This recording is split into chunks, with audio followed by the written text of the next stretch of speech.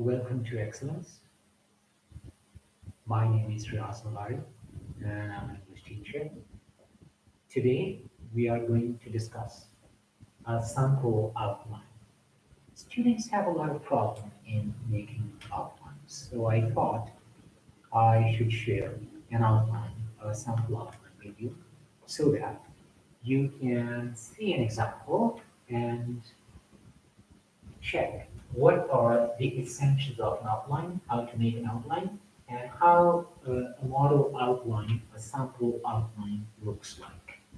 So let's first look at this outline. This outline is about voting age, or whether this voting age should be reduced or not. So let's first go through the outline, and then I will discuss the essential points which you'll have to keep in mind while making outlines for your essays. Let us start reading the points. First of all, you'll write the topic, and after the topic, you will write thesis statement. Now, this is the most important part of your essay because this is thesis outline, that is, it's your take on the essay. And the thesis statement is the age at which a citizen may vote should be reduced to 18. So that is the thesis statement. And we will have to develop a recipe based on this thesis statement. So thesis statement is the age at which a citizen may vote should be reduced to 18. Now, what are the grounds on which we have taken this position? 1, 2, 3, 4, 5.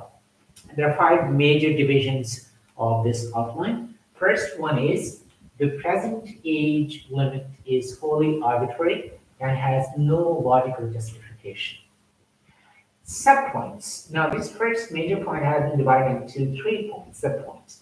And these are called minor divisions. These minor divisions are A, it has no relation to physical maturity.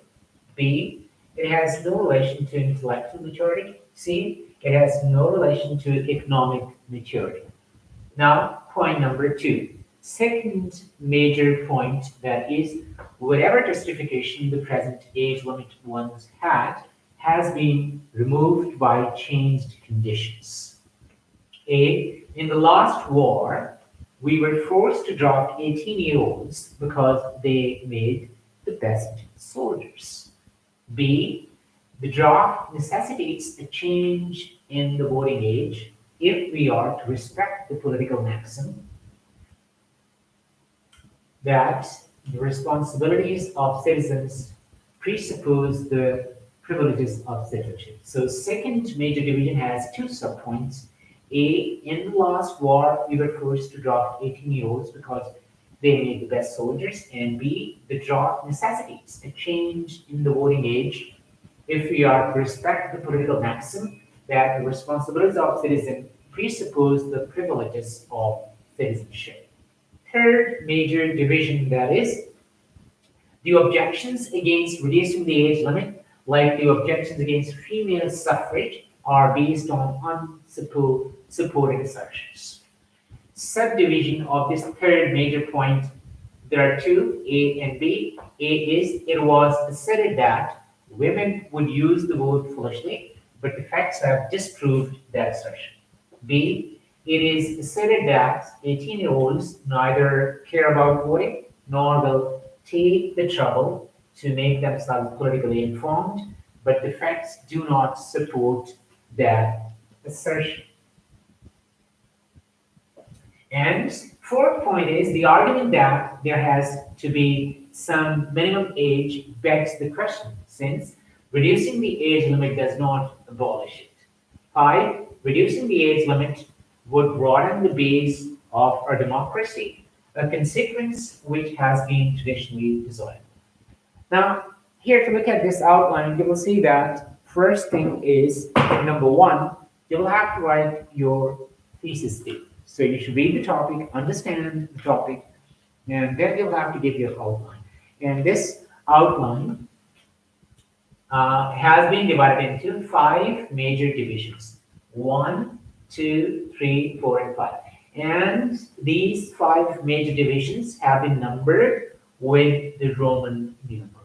And then these major divisions have divided into subdivisions. These subdivisions have been assigned symbols, and these symbols are the English alphabet, A, B, C, and they are in capital letters. They are in capital letters. A, B, C, A, B, A, B, and fourth and fifth does not have any subdivision.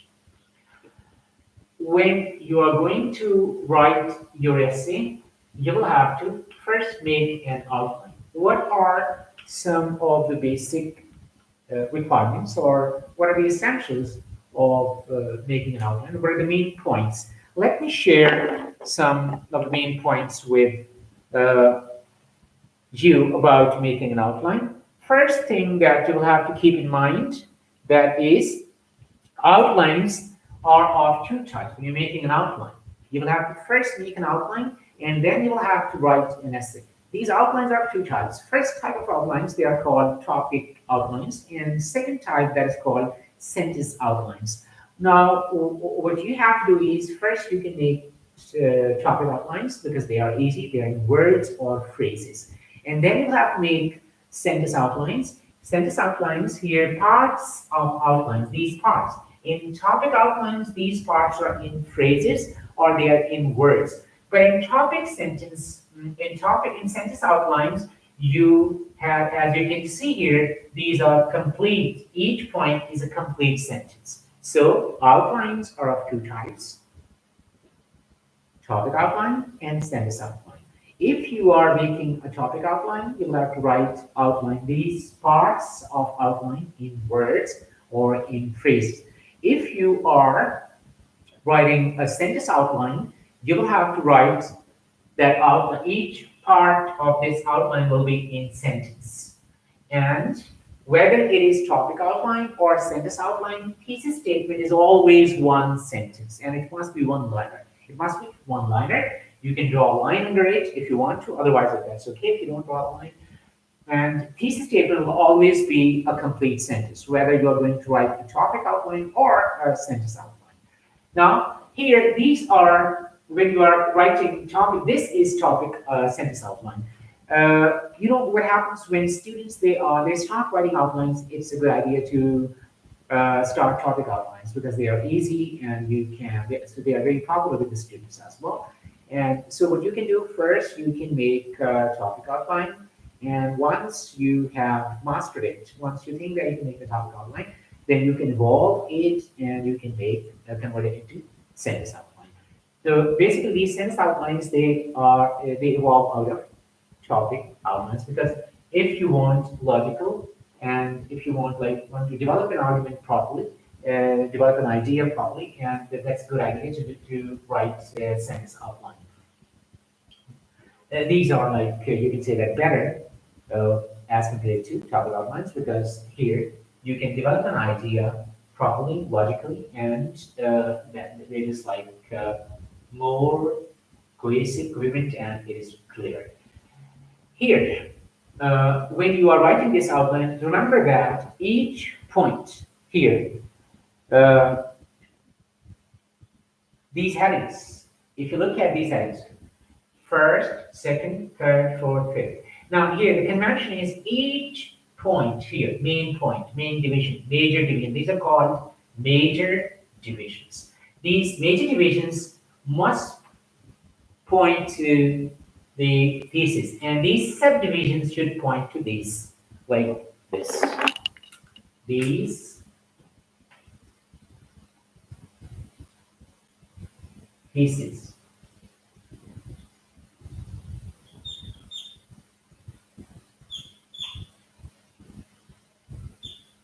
And these divisions, they should point to these points. This one. Here, it should, this one.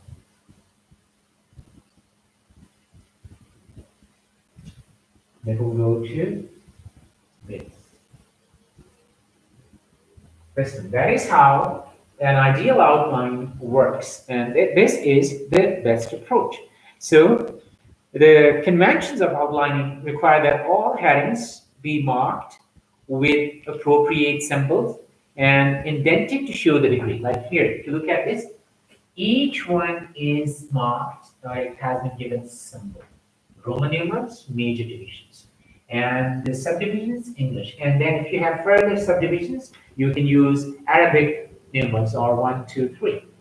You can use them. And they also require, second thing is indent. If you look at this, I have indented, leave some space. And further, I've indented these. So you will indent them. Here, let me show this indent. This one, indent. This one, indent. This one. So you can indent them and leave some space.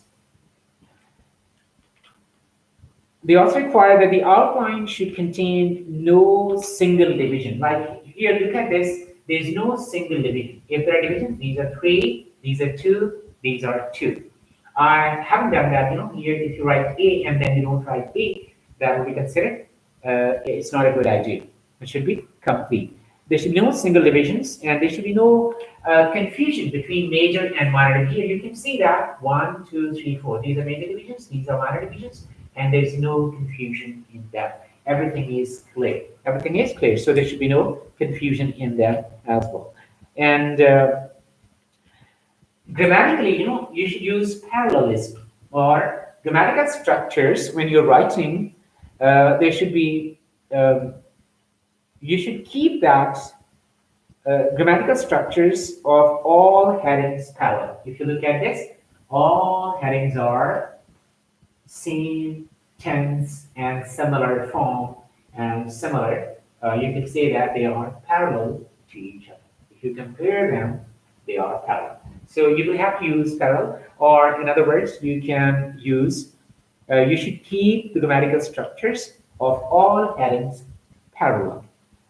And in preparing an outline, always finish the major divisions before you touch minor divisions. First, when you're making an outline, first, read the topic carefully, then thesis statement. After thesis statement, these major divisions. First, finish major divisions. Now here we know that we have 5 major divisions. And after those major divisions, then you will have to work on minor division. Then you should touch.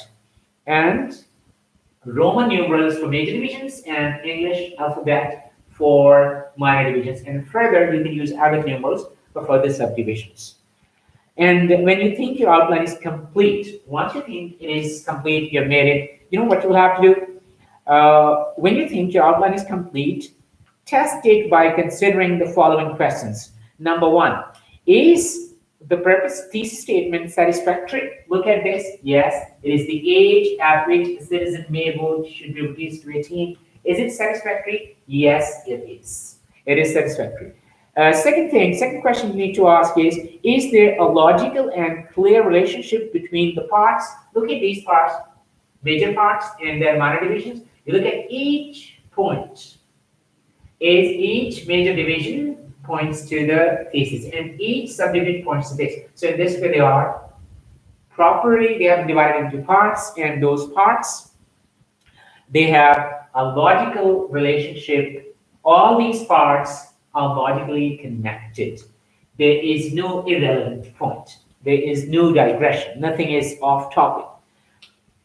So you should ask this question, is there a logical and clear relationship between the parts? The relationship should be clear as well. It should not be ambiguous or obscure or unclear.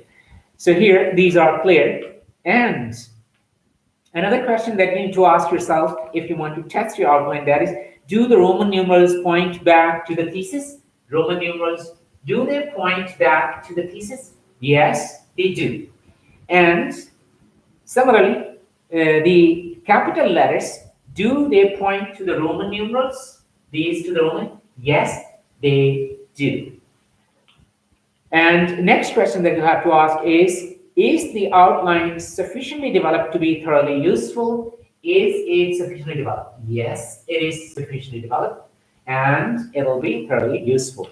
So you'll have to, when you're making an outline, you'll have to keep in mind that clarity is the key. So you should brainstorm, you should think, you should search the internet, you should read books, magazines, newspapers, discuss with people, discuss with your teacher as well, and then you should make an outline. Once you outline, you have a lot of ideas, you can then write down those ideas and then select those ideas which you think they are useful, they are to the point, they are related, and deselect those ideas which are not to the point. So once you have collected a lot of points or material, don't use all of them.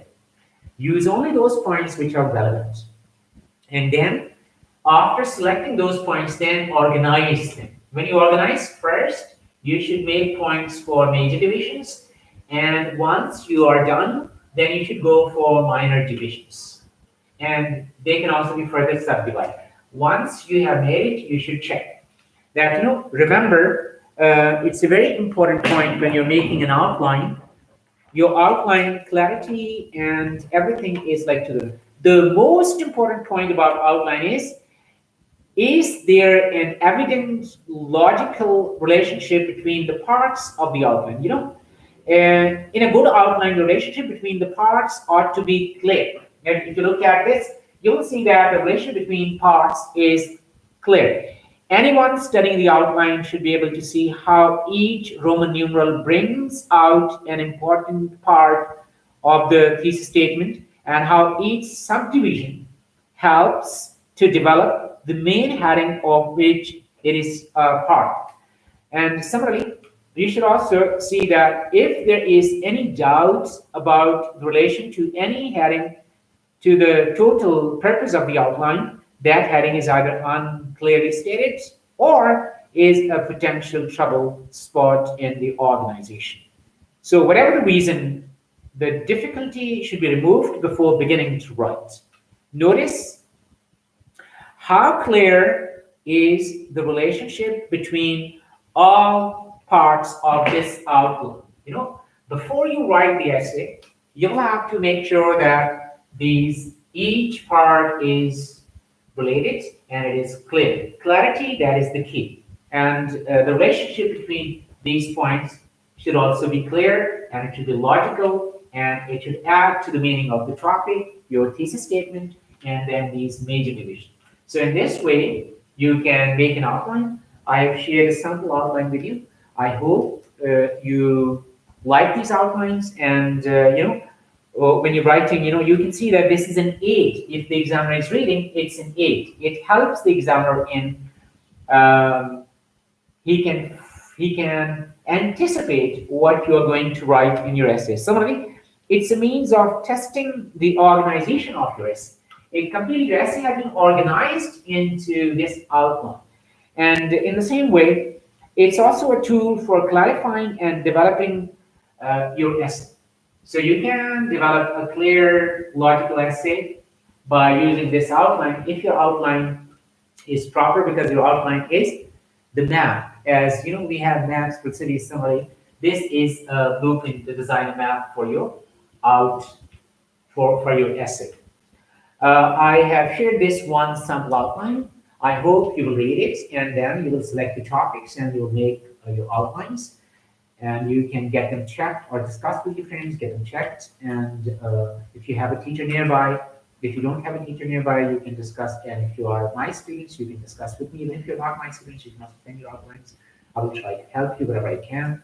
And thank you very much for watching it. If you like this video, you can subscribe to this channel and hit the like button. Hope to see you very soon.